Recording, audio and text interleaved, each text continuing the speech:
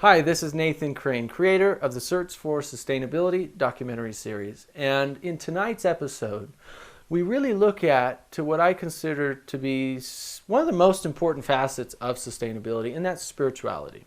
You know, to me, none of this makes sense unless we have some sort of spiritual dimension involved in our lives as we then connect with others, including plants, animals, and people. You know, science has already validated that plants are living things or living beings that can feel, can sense, can respond to our emotions, our thoughts, our intentions, and our actions. And so there is a living, animated energy of vibrancy and life, of what I would consider divinity, giving life to these plants, as well as animals and insects and people and the entire planet. You know, so what I encourage you to do in tonight's episode is to have an open mind about spirituality. We're not looking at it from one side, that this is the only way. We're saying, look, life is so much more vibrant and meaningful, especially on a sustainable path, when we have a spiritual connection to the divine. Now, whatever that means for you, that's okay, and that's totally fine and acceptable, but that we're encouraging to look at different viewpoints and perspectives of what the divine means and what it means to have a deeper relationship with our Creator and a deeper relationship to that life-giving, life force energy that emanates all living things on the planet and the universe, and how can we implement that vibration of expanded divine living into our daily lives so that we can become more fulfilled, more connected, and have more meaningful lives here on the planet, which ultimately brings us closer together and gives us more reverence for all living things, including our Mother Earth here. So again, I think this is one of the most important episodes, and it's very important for each of us to be as open-minded as possible as we explore new possibilities of a deeper connection to the divine. So thank you for tuning in, and let's dive into episode number 11.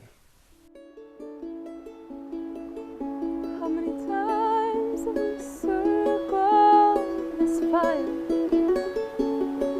A prayer upon our lips. And how many times have we gone to to give thanks for these gifts,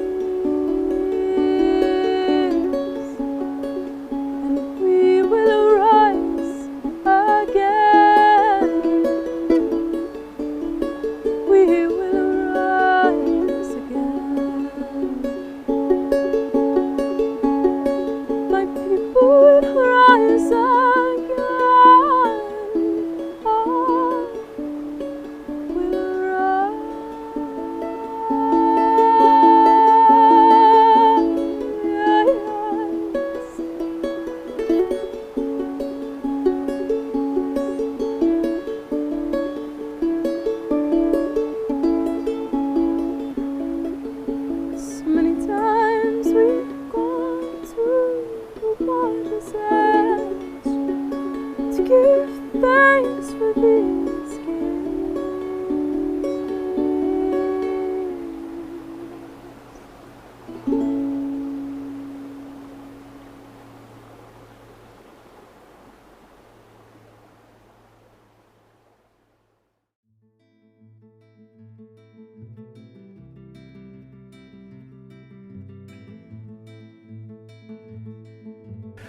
What I see is missing in people's lives is a higher calling, right? And a lot of people may have rejected their spiritual past or their current or past relationships with whatever their callings have been. There's a big vacuum out there. And one of the things that permaculture does specifically that differentiates it from all other types of sustainability, like organic gardening, is it has 3 ethics.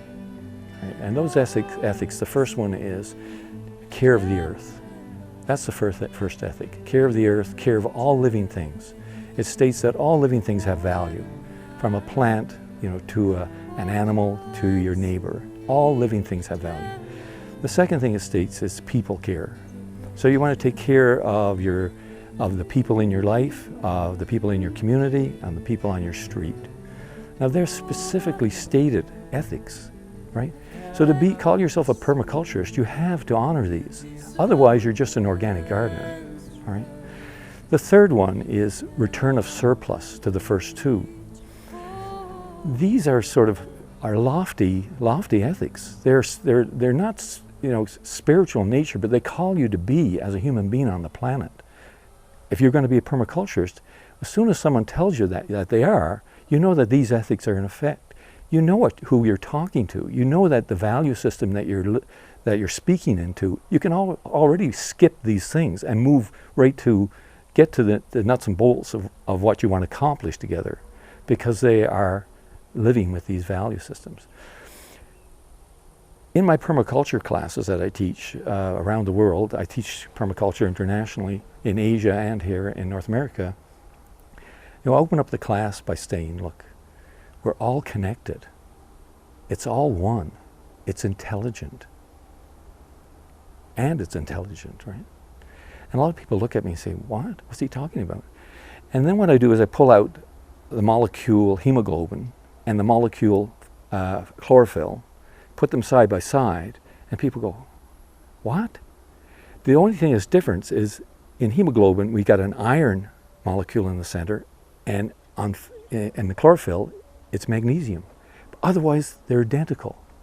Now, if that isn't sort of a foundation to make it clear that it's all connected, it's all alive, and it's all intelligent, then tell me what is.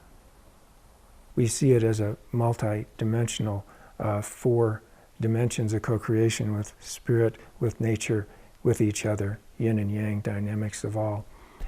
And in that context, when we really honor the elementals, the nature spirits, and we have at Dancing Colors an annual ceremonial commitment that we recommit to in that area to the elementals and the nature spirits and the bees, and say that we're here in service and in partnership, and we're creating a safe zone for them.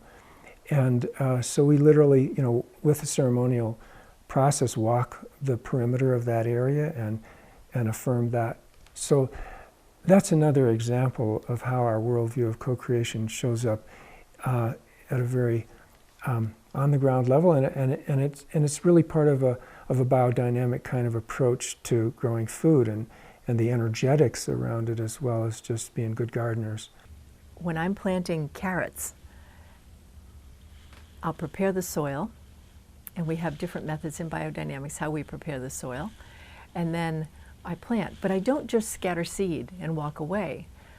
I think of it like this is the day of the carrot's birth, and I want to be as present to that as I can be. So sometimes I sing to them, sometimes I just talk to them like they're already here about, what a wonderful place this is, what a great life to be born into. And I wish them well, and then they grow well.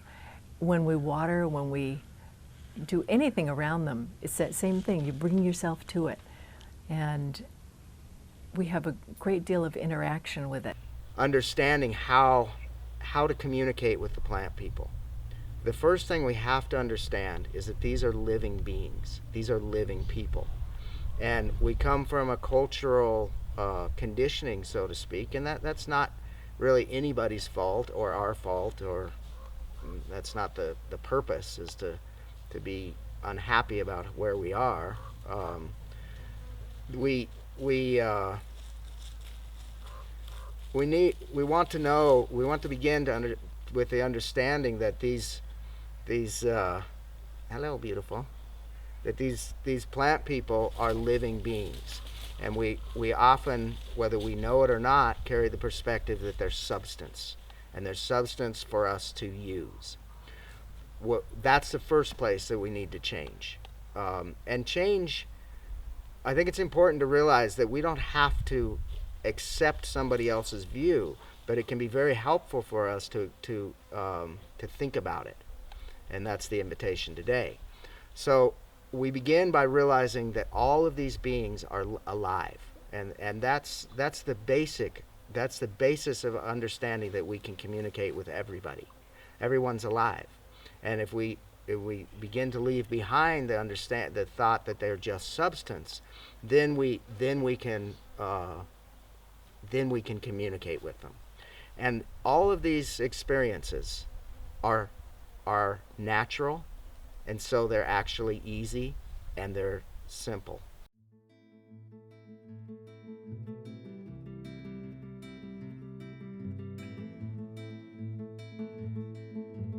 Plants definitely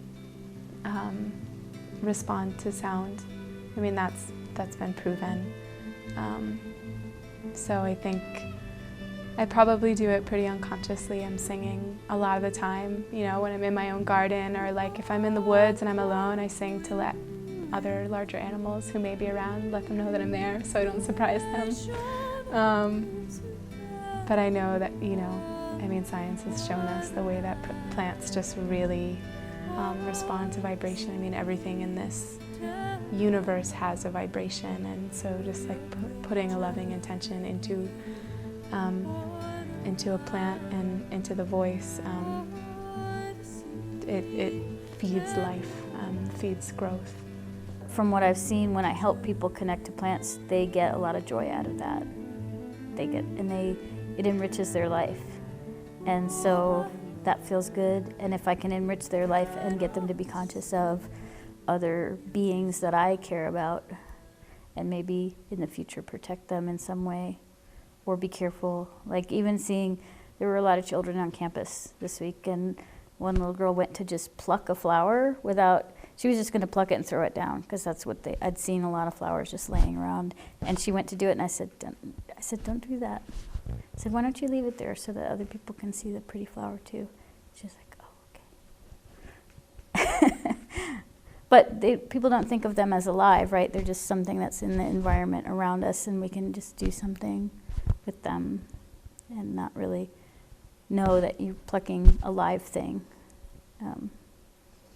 So yeah, I guess my thing would be that it seems like people want that, whether they can articulate it or not, and they don't really know. And then if they feel that connection, they get really excited about it because it's something they're missing, but they didn't even maybe know that they were missing. Yeah, so I grew up in the mountains of Colorado, and I had a lot of time outdoors, and my mother was an amazing person with plants, taught me a lot about plants. My older sister was an herbalist, and I began working with plants in that way at a very young age. And I think I realized as time went by that I always heard the plants and could always hear their communications to me. But I didn't realize that everybody else wasn't conscious of their ability to hear. And over time, my connections with the plants led me to, they kind of guided me to becoming an herbalist. And I've always had a great gift with the plant people, being able to gather what they tell me and share it with humans. So over my lifetime, I've been helping people for a long time with plants, but I spent almost 20 years living outside and pursuing the primitive skills. Not because I was a survivalist, really, but because I loved that lifestyle, and it was very much a passion of mine and really a guided pursuit that sort of one day led to the next, and I became able to do many things that I wanted to do, and it took all those 20 years.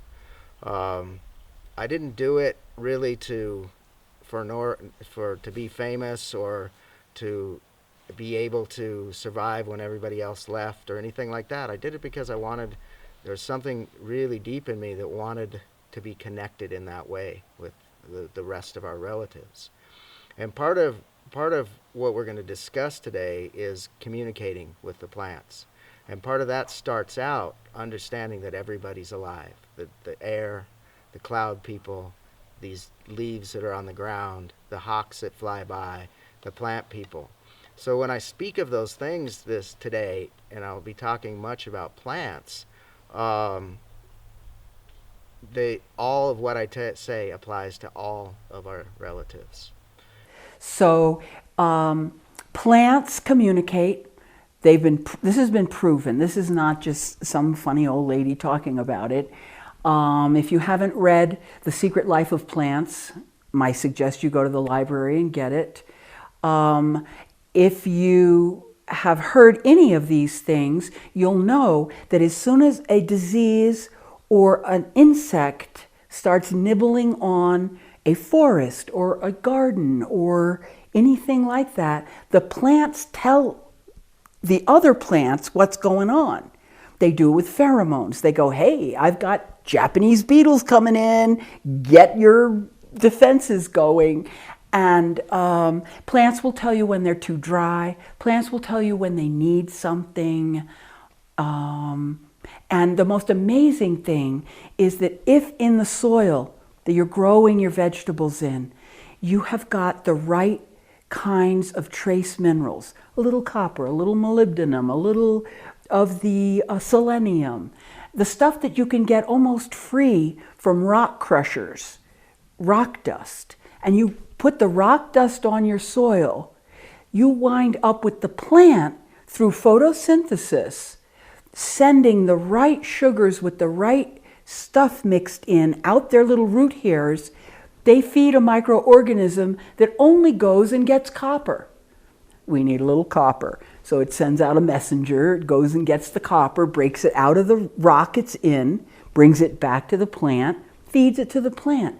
You don't have to worry about the plant having too much nitrogen or too much phosphorus or too much of this and that. If you leave it up to the plant, it will only get what it needs. There are many methods that help us connect to the unseen. But the foundation is to know that our deliberate connection from the unseen always comes from a movement in the seen world. We decide to communicate, and that's a movement in the seen.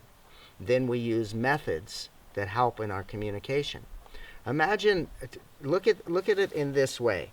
Imagine yourself at a party, and you're in a building perhaps, and there's all these friendly people around you.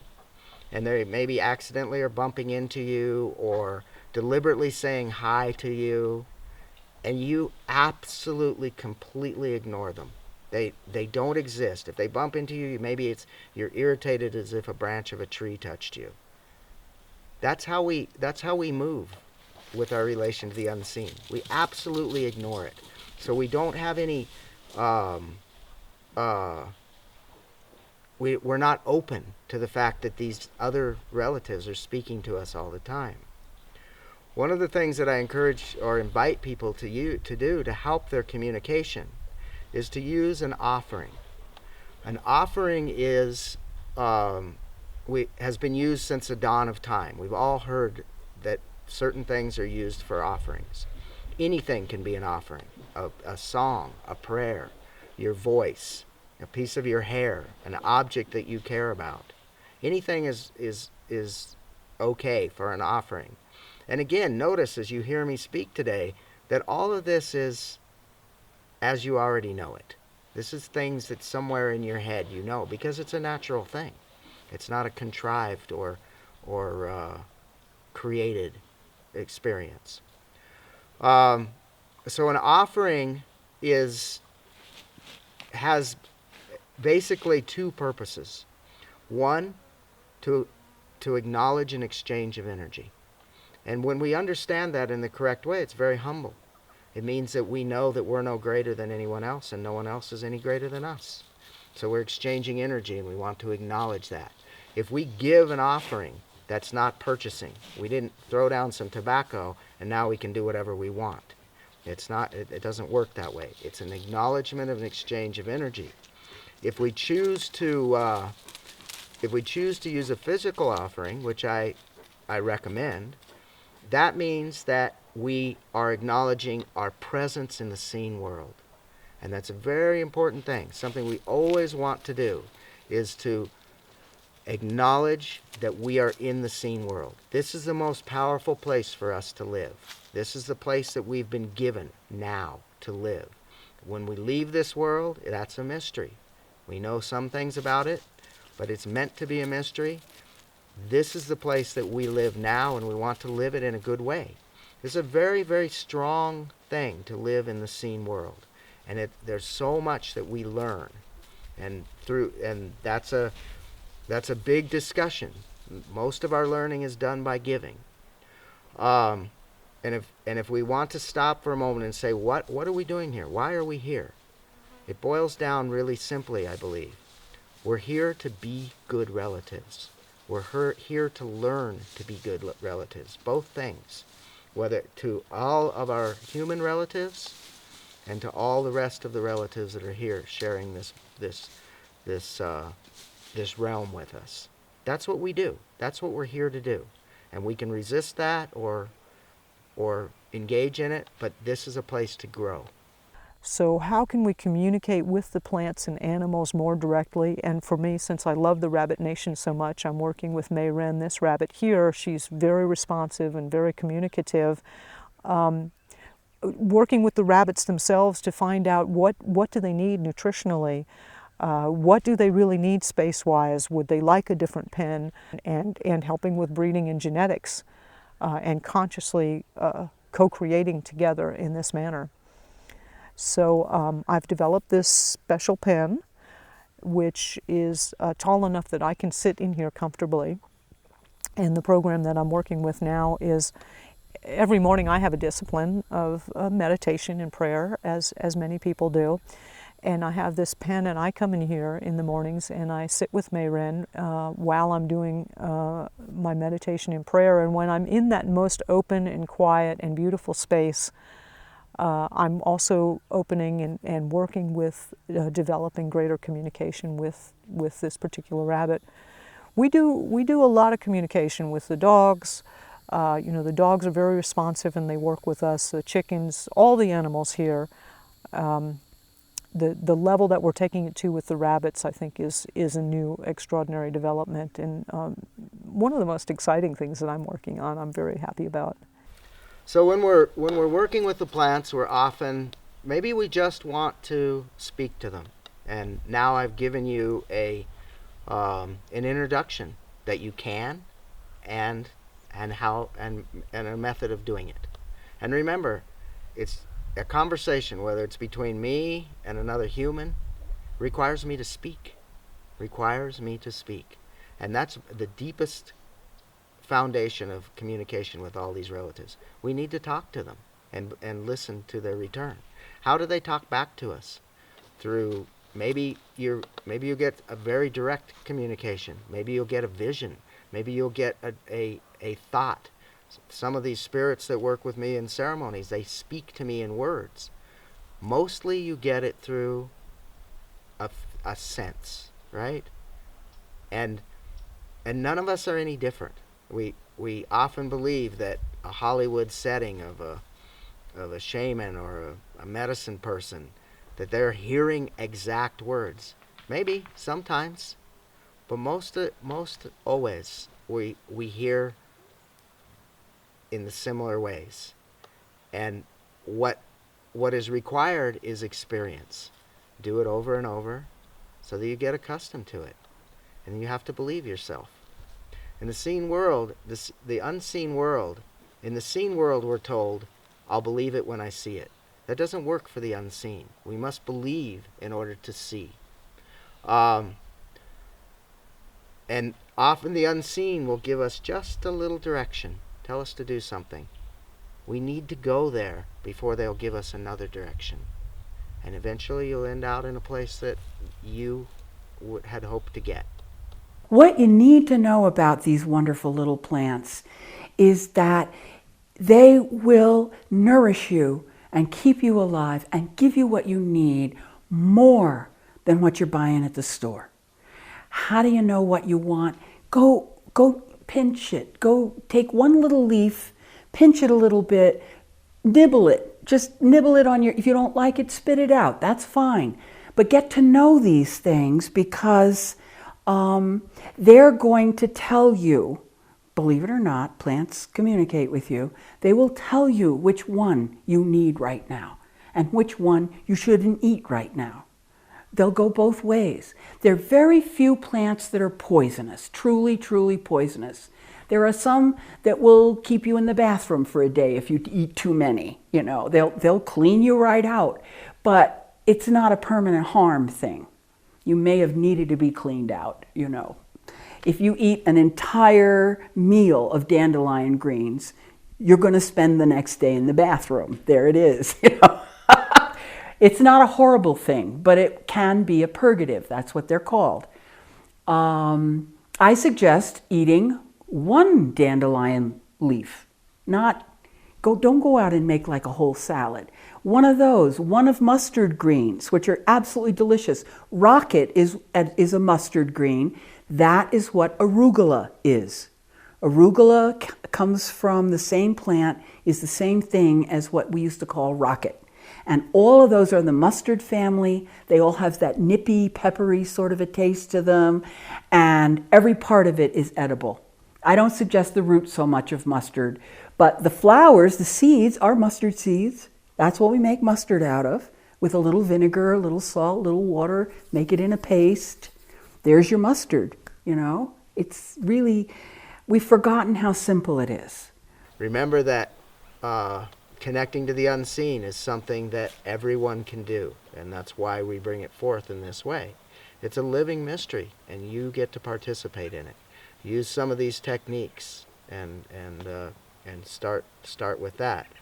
There are other things that we also there are many things we do to connect with the unseen.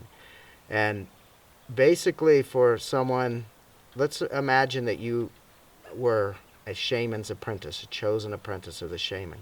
What might be one of the first things that they did? They might draw a circle in the dirt and ask you to sit in that circle and look down. Maybe only for a short period of time, like a half an hour or an hour. And then repeat everything you saw. The way saw and felt and heard. The way the wind blew. The way that the shadows moved. The moisture that maybe came, the noise that the animals, the squirrels, whoever it was around made, the tracks of the insect, the way the light changed.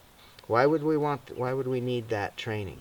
Because that's how we begin to see the subtleties of the unseen world, right?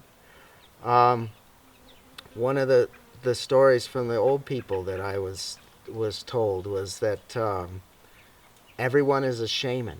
It's just where we might be on the path. So remember that the only thing that you need to do to be able to communicate with the plant people or any of these other relatives is to communicate with them. Use these techniques that I've offered you.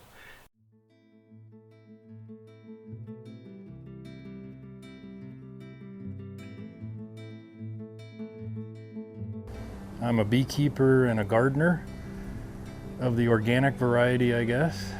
I've come to discover in the last 5 years that being a beekeeper and a gardener are really the same thing. And it took me a while to figure that out, but I really don't see them as being separate entities or separate processes. And that's really been an important insight, I think, into what I do as a gardener and as a beekeeper. And it's empowered me, I think, to realize that being a gardener and being a beekeeper are really the same thing. That when I'm being a beekeeper, I'm also interacting with plants, and when I'm, being a gardener, I'm also interacting with the bees. So it's kind of brought things into a circle. So that's been an important development in my work. When I started working with my bees, I knew that I had to really stick to my principles about how to raise an animal. And so I never did put chemicals on them. I never did do any of the prescribed methods for keeping healthy bees. Bees were suffering so much. CCD, colony collapse disorder, had already come in, and no one knew what was causing it. No one knew why it was happening. And I thought, I have to go back to nature. I have to go back to nature and see if I can figure out how to best support them without introducing elements that they're not, through history, used to dealing with, like chemicals. So I stuck to that. The first few years, my bees did die. It's just, that's one of the facts of life with it. But from the very beginning, I got swarms. I got wild bees. Sometimes they make it, sometimes they don't. And as years progressed, I got better at understanding what made them healthier. So that was really, in my 4th year, I actually had bees winter over and make it to springtime. And it was like, oh my God, yes, we're on the right path, yes. That was really exciting. And so now I'm many years down the line, and that's far more true. I still do lose a hive every once in a while. It generally tends to be a weaker hive. There's a lot of different reasons why people should be doing beekeeping, and specifically organic beekeeping. You know, one reason why we need to be beekeepers has to do with the ancient relationship that humans have with the honeybee. And I think to create a sustainable community, that we have to figure out what we've been given by the past that can continue into the future. And I think beekeeping is one of those things. We may come up with a different word for that relationship. When I say beekeeper, there may be some people who say, well, I don't want to be a beekeeper. I want to be a bee guardian. I want to be a bee steward. And that's cool. It's all still beekeeping. There are different values within those different words, but they all have to do with that relationship between human beings and another species, the honeybee.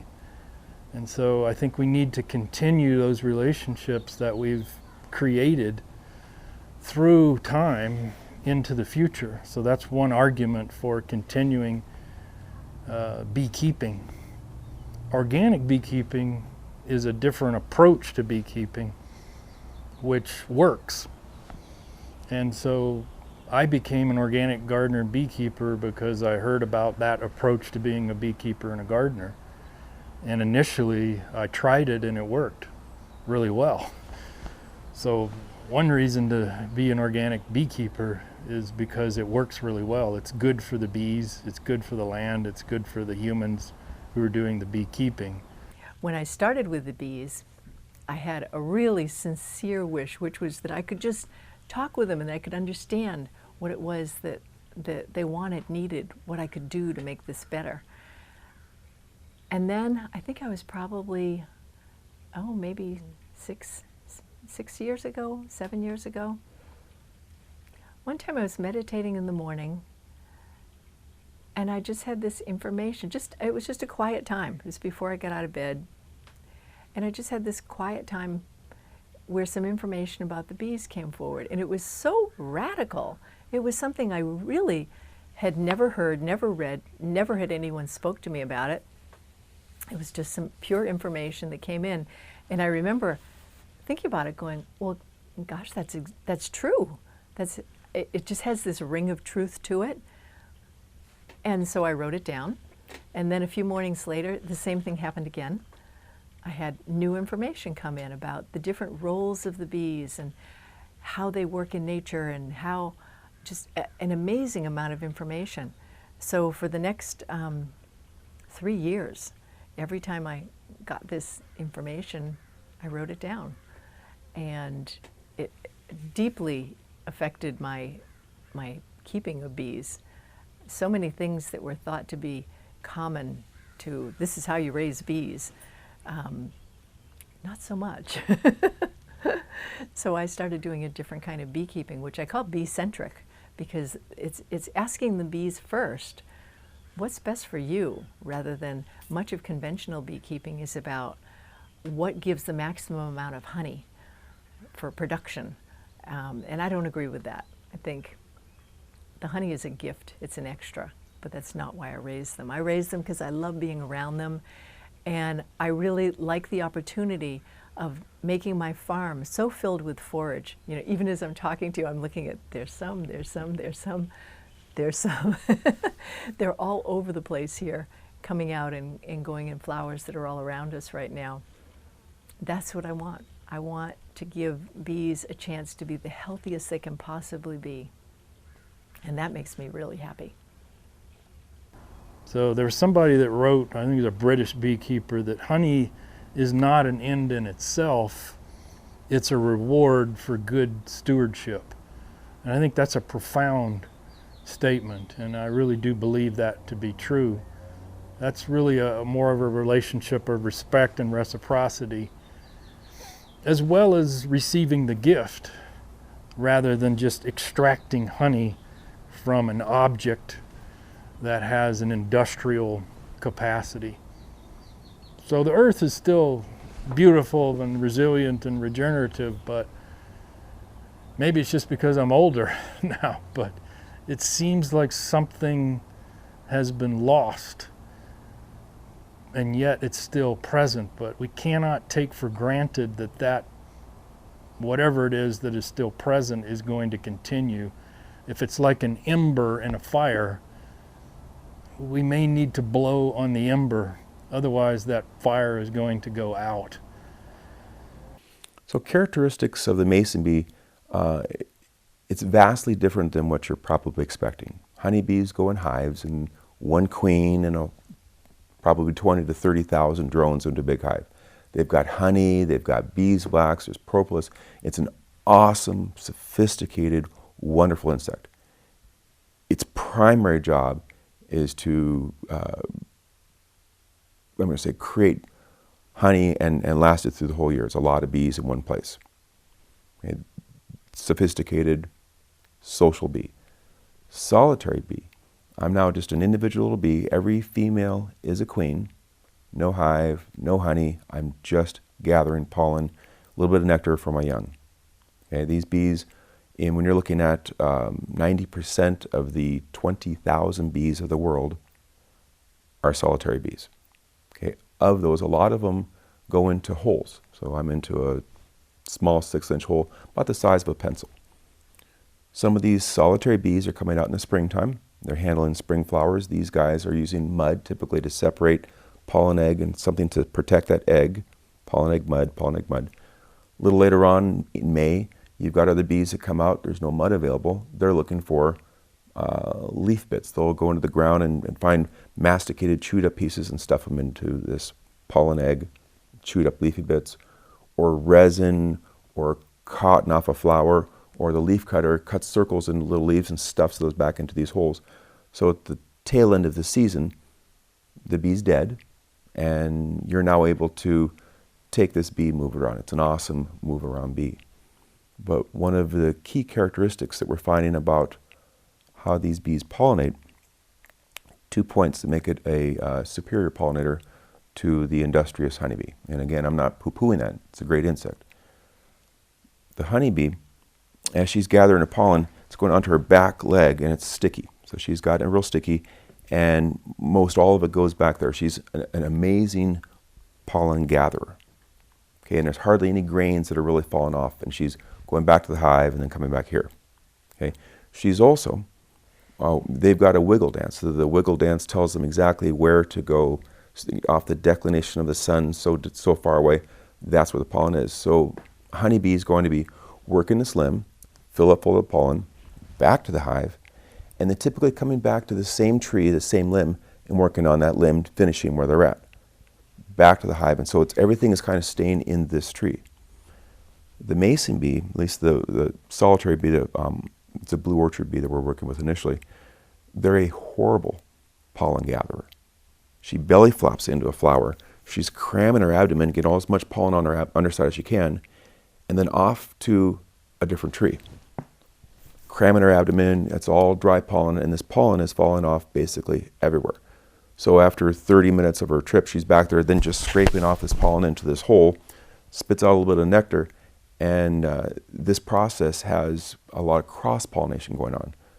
As they gather in the pollen, it's a lot different than the honeybees. If the honeybees are very fastidious, going up and down a branch, and they're keeping that same branch as they're going back and forth, the mason bee is almost like a party animal. She's in here gathering pollen, getting all over on her abdomen. It's dry pollen. It's staying in one place.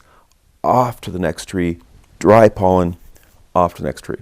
So as a result of this, you're looking for, in an acre, let's say we're on a commercial, now we're working with commercial orchards, you've got about 30,000 honeybees in an acre for, let's say, a couple hundred cherry trees. You only need about 400 mason bees to do that same equivalency.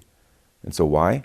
It's just the pollination as the bee just drops the pollen off everywhere. They're just a messy, inefficient pollen gatherer.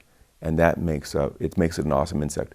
And the other part that I can carry this bee from my backyard to that orchard makes it a manageable insect. And as we're looking to gain food across the country or across, we're going to be working in South America next, whoever is out there pollinating in a monoculture where I've got just solid acre of whatever, the general bees in that area have already been probably chemicaled out. You need to have something for the food supply to pollinate these things.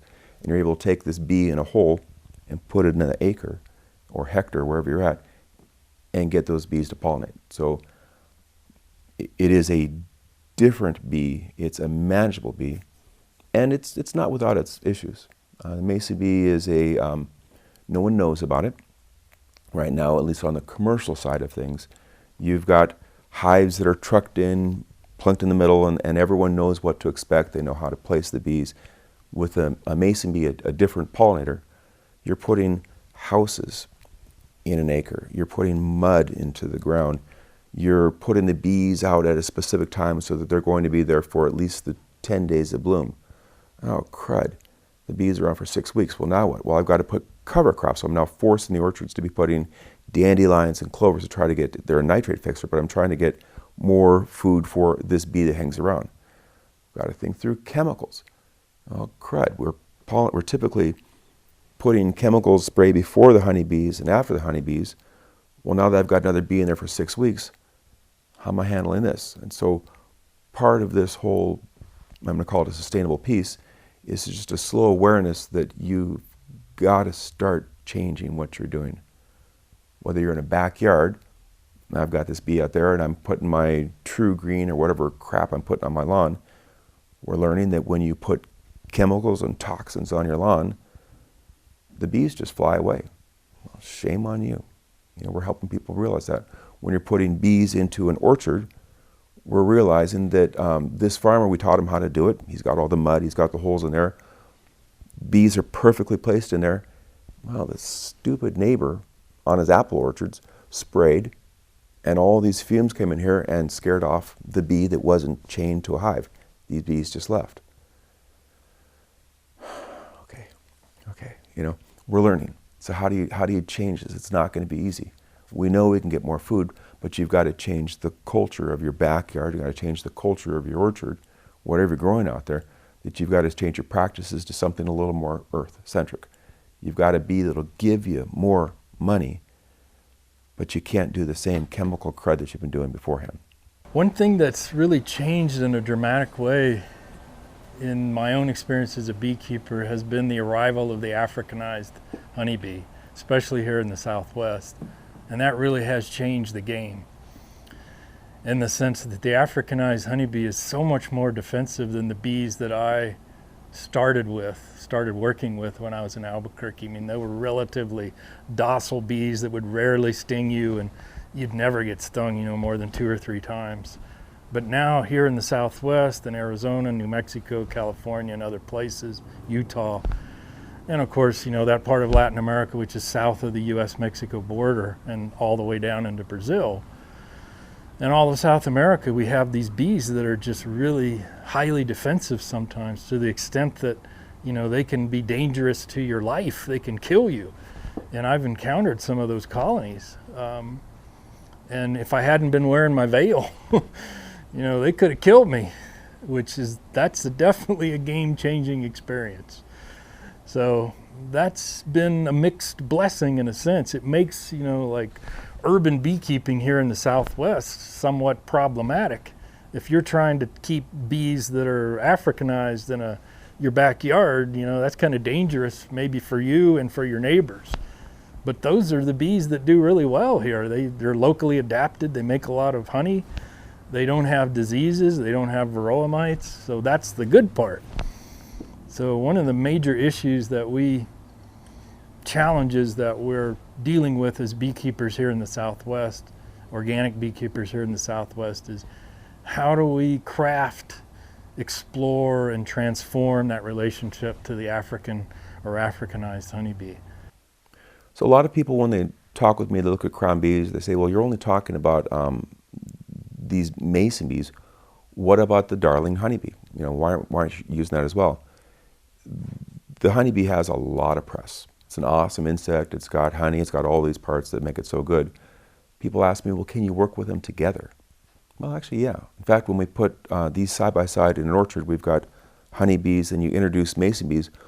What we see actually is that the honeybee gets a little pissy. You're on my branch, and they move a little faster, and actually they don't get as methodical. They jump to a different tree. So when you put these things together, we actually see the production of that orchard go up. So just, at the practical level, early this morning, I ordered 4 queens of European heritage from California, one of which was going to be used to requeen a colony that's in the nearby village of Oak Creek, in the backyard of a friend who's in her mid-80s, who a few years ago had an experience with an Africanized colony that got defensive and stung her gardener, and killed some of her chickens. So recently, that colony that I've been taking care of on her land ended up requeening itself and turned out to be Africanized. I could tell that because of the speed with which this colony was moving on the combs, which is very uncharacteristic of European honeybees, and their defensiveness. So I made that decision, okay, we're going to replace that queen, we're going to take that difficult action of killing that queen and replacing her with a European queen.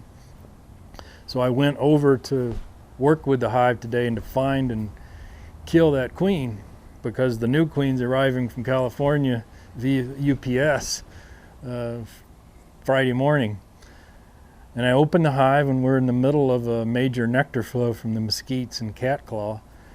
And of course, when bees are surrounded by abundant food sources, they tend to be less defensive. So these Africanized bees were not very defensive today. I probably could have worked them without avail. And we know from experience that not all Africanized bees are highly defensive. And maybe I'm just falling in love with the Africanized honeybee, and that wouldn't be unusual because I do love bees. And I fell in love with bees when I was 5 years old, through seeing a bottle of honey, not through seeing the bees. So that might be part of it. But I made a decision after I opened the hive not to replace that queen, which might not make the people in California who sell those European bees happy from an economic point of view. But for the long-term sustainability of beekeeping here in the Southwest, I think it's the right decision. And the reason I did that was partially because I recognized that this hive, from an educational point of view, could be an excellent teaching hive for people who have never interacted with European, or rather Africanized bees, so that they can learn what some of those characteristics are without being in danger, because this is not a highly defensive hive.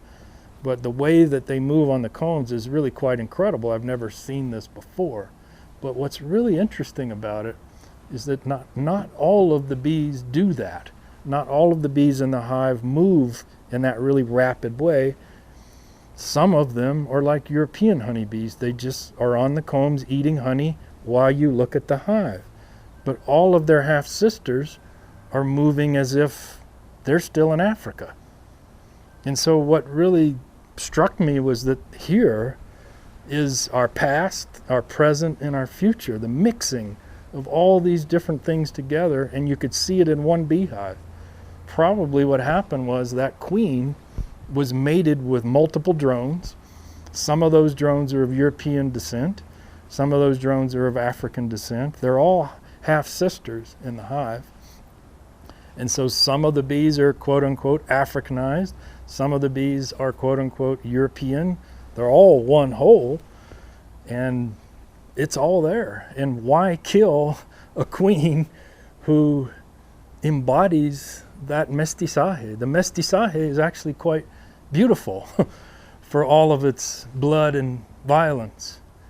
It's actually quite beautiful, and some of us come from that mestizaje. So why destroy it? So it could be, thinking worst case scenario, that my friend will get stung by these Africanized bees once the nectar flow is over. And if that happens, I will maybe go ahead and remove that queen. But I think probably the better solution to that possible problem is to take the colony and move them to a place where they're less likely to come into contact with human beings. So that's one of our strategies.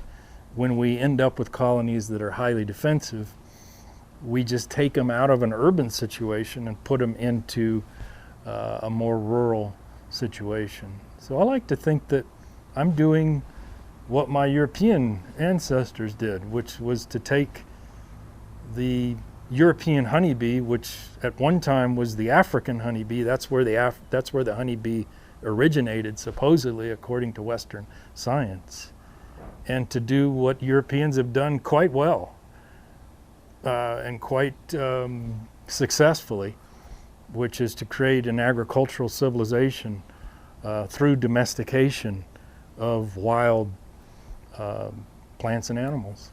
And so we're going to be doing the same process, perhaps, of domesticating the African honeybee, but maybe we'll do it better than our ancestors. We won't bottleneck the diversity. We'll do that relationship in a way that is new and improved, and yet based upon our heritage, our ancient connection to the earth and to our own ancestors.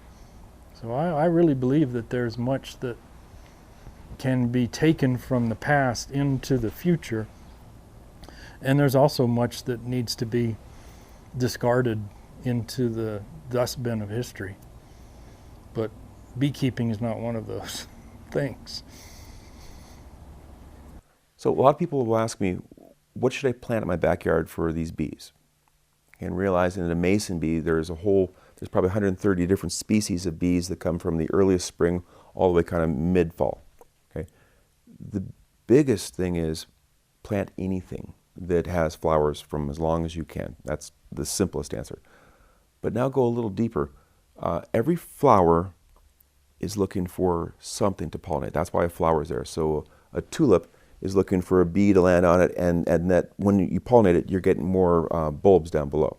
Okay, so every flower is needed. Your red flowers are typically, that don't have any smell, are typically looking for birds. Your white flowers that are smell good are typically night things for bats and moths to fly. All of the flowers that are colored are typically looking for, and smell good, are typically looking for a bee or an insect to hit it. So we're encouraging people to try to be more heirloom plants.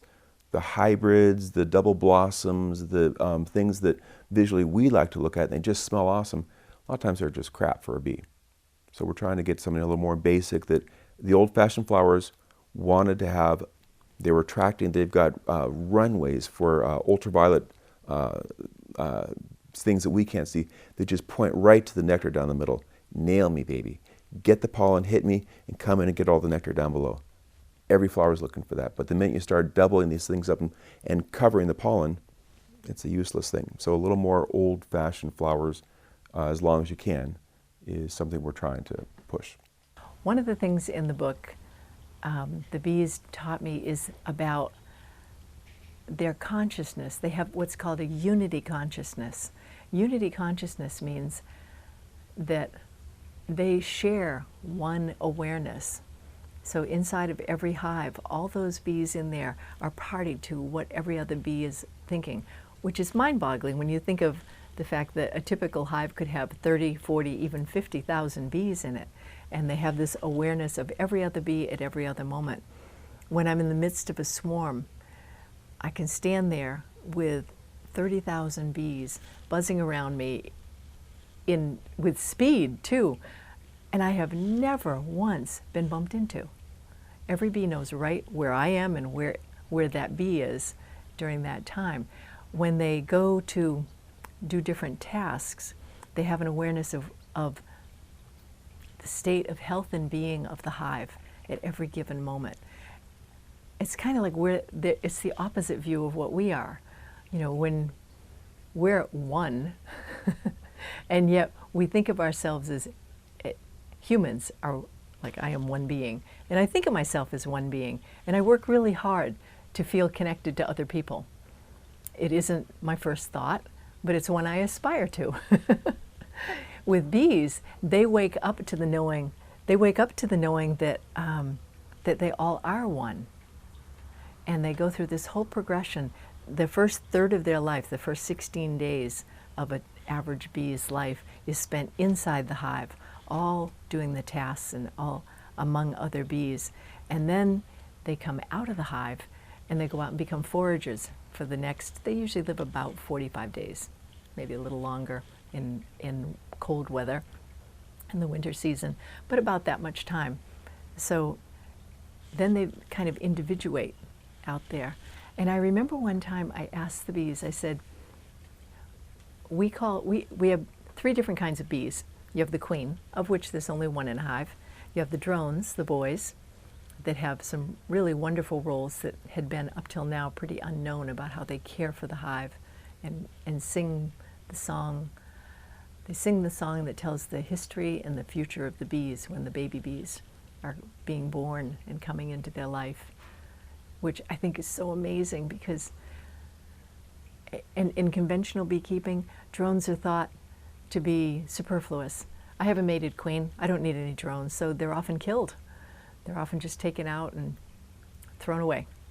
And the bees will make more, the queen will lay more eggs for boys. So she wants more drones in there. The whole hive wants more drones in there. They're an important part of it. But we've never known what that is. What role do they play? And I think of it like in Africa or in Australia, there are tribes who sing when babies are born. And they sing of the history. They sing, here's where you've come from, here's where we're going. And the way the bees put it, well, actually the way the tribes talk about it is that if someone is born without that song being sung to them, they don't know where they fit in the world. They're just loose, floating, free floating. And this song grounds them in their evolution, where their history and their future. It's beautiful. And that's what the drones do. They sing that song in there. They're not just there for mating and then they're done. They have a much bigger role than that. The other bee is the females, the worker bees as they're called.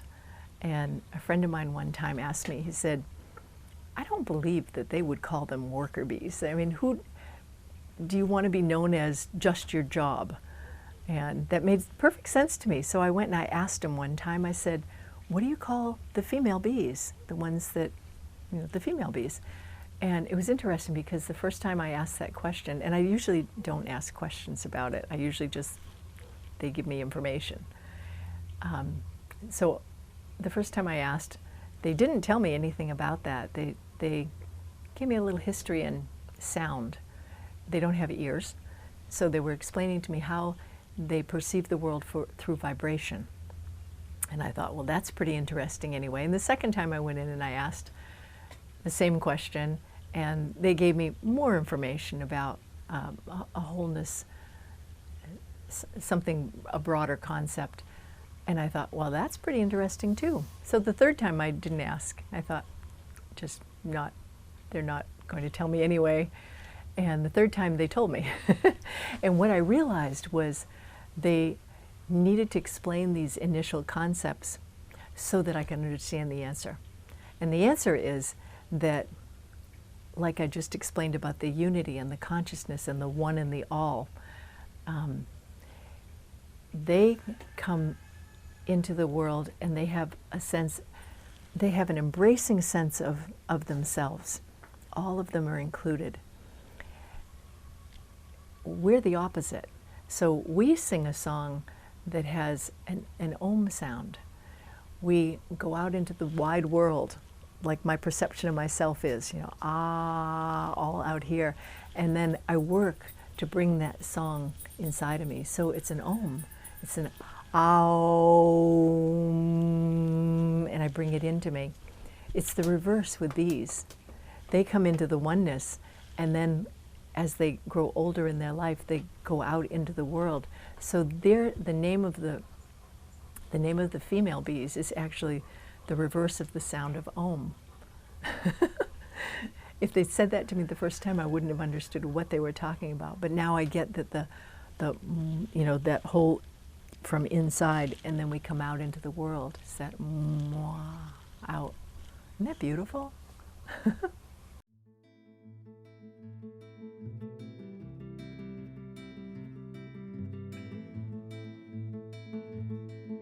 Shimikud Kudushabihu Ushihente Be Ilo Art Imulaya Chimiki Belovke Pidoshlam Hashem Gozreal Kolam Amen.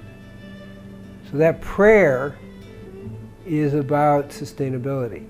It's merging the heavens and the earth, and in essence raising the earth up to the heavens. And that way we create a sustainable consciousness. And where you're thinking more spiritually in the big picture, you naturally begin to experience the oneness, and then you naturally begin to live in a way that's more sustainable, not only for yourself as a unique human being, part of the human collective, but also part of the planetary collective, the planetary network of life. As for us to be sustainable, necessarily a planet must be sustainable also. And that involves connecting with the planet from a spiritual, heart-based level. Well, we're not stewards of the planet, we're one with the planet.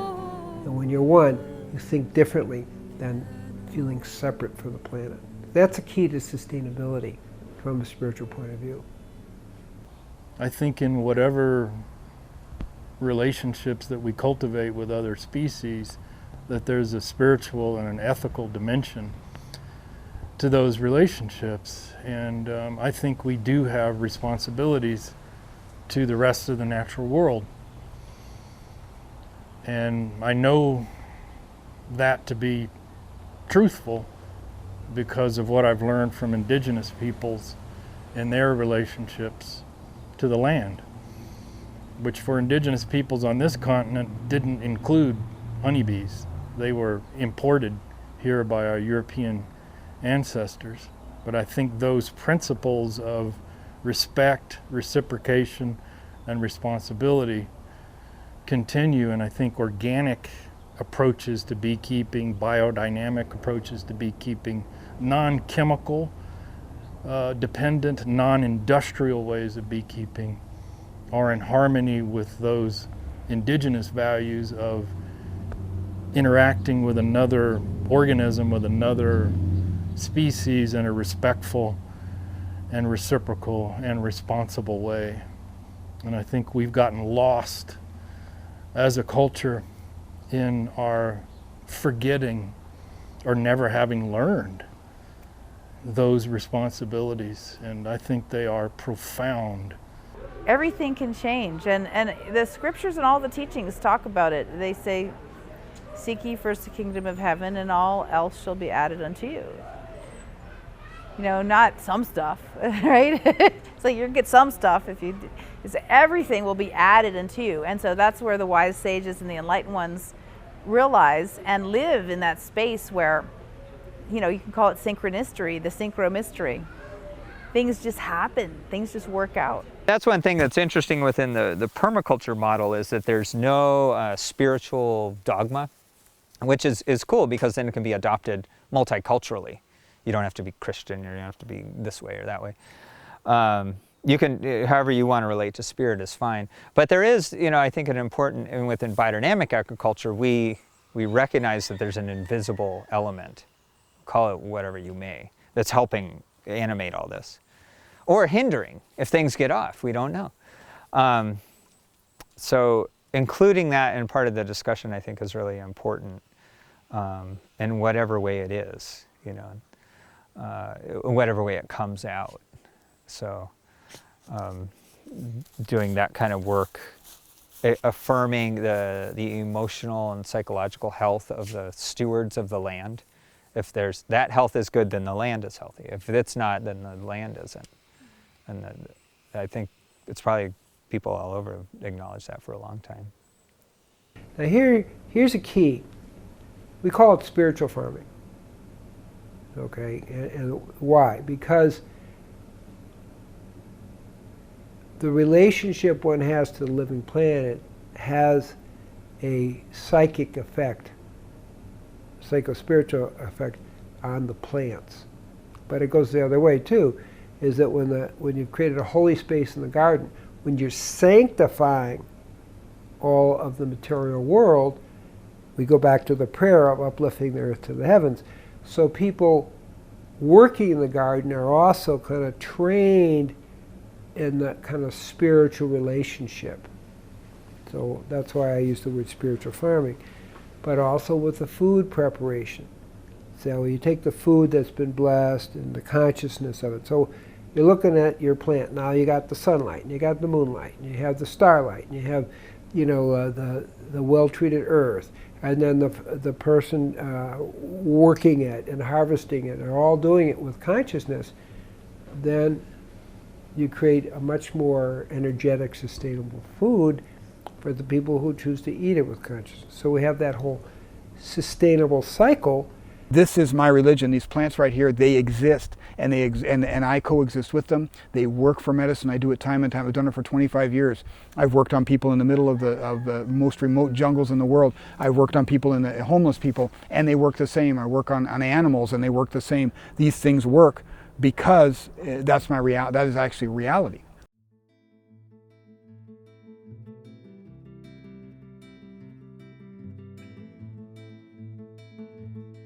I think one of the most important things in this time is a daily practice of some sort. When you wake up in the morning, giving thanks for your life. And also a practice that really grounds you, because I feel like so much of the modern pace of life has become so fast that our energy has become really up in our heads and not so down in our heart, and often not connected to the earth either.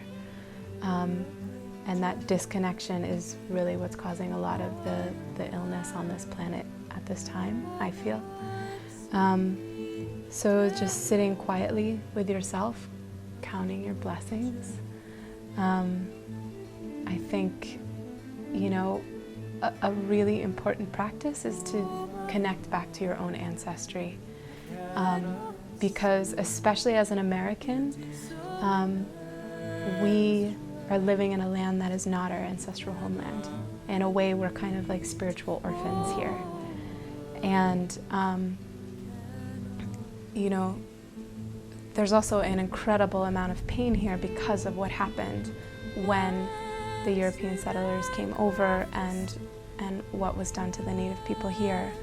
And it's kind of like to me, it feels like the elephant in the room in the US. And not in all circles, there are a lot of people that are very conscious in speaking about this, but and doing work to actively heal and to bridge that.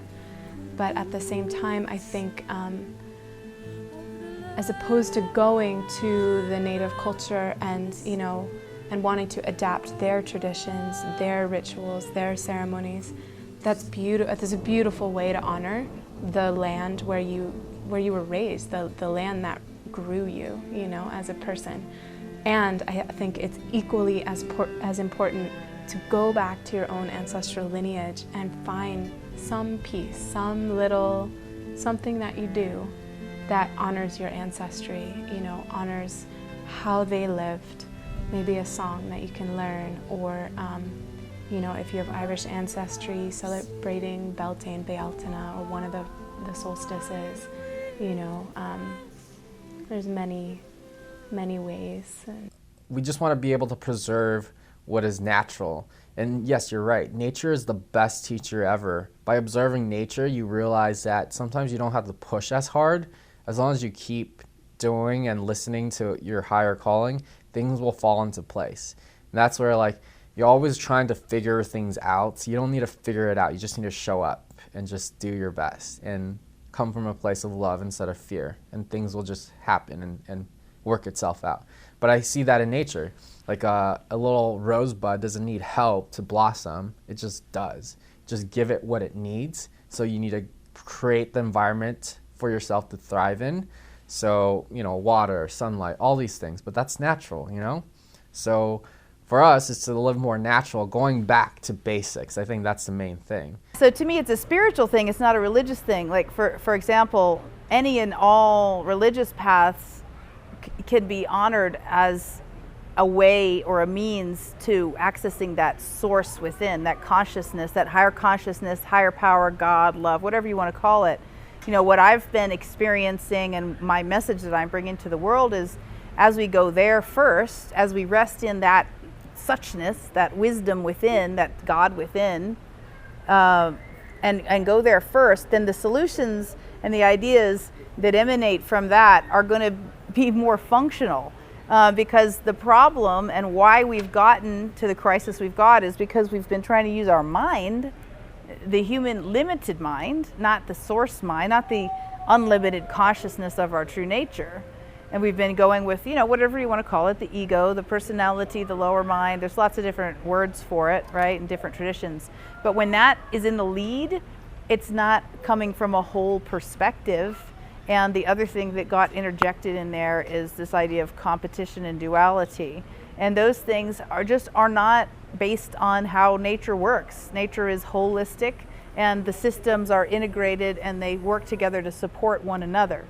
And so humanity somehow got a little derailed, got a little off track, and started creating systems based on greed or serving for self and not the others, and taking rather than what can I give to the whole and how can that nurture me.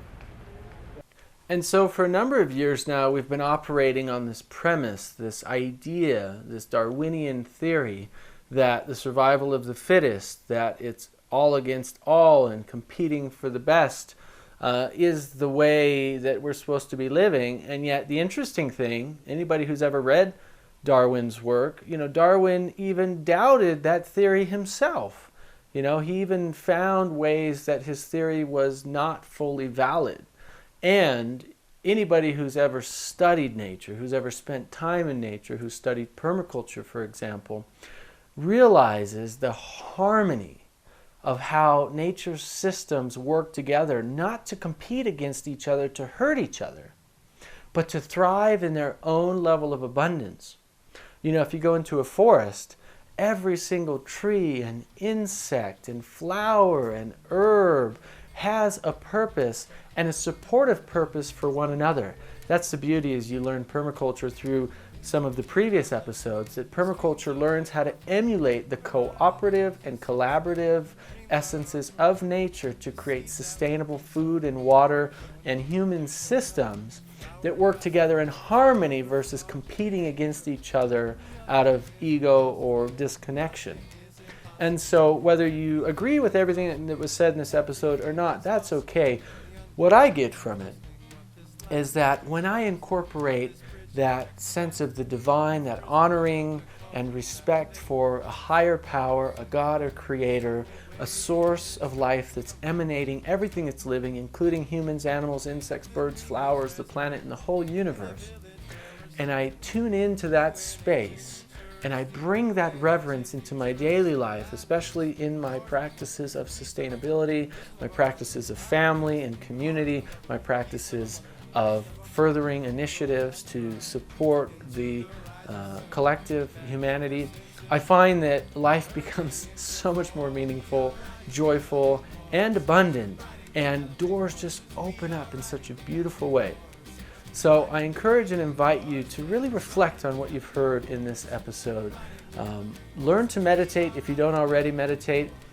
Even every major religion on the planet at some point has talked about the value of meditation, and now our modern science has already confirmed that value. And so meditation is such a powerful, profound way to tune into that deeper essence. And no matter how you choose to meditate, simply incorporating some kind of meditation into your life will give you that deeper value and deeper connection. And again, I just want to thank you for being a part of our community, for tuning in to this episode, and for sharing this with everybody you know and everybody you love. So thank you, and we'll see you in tomorrow's episode.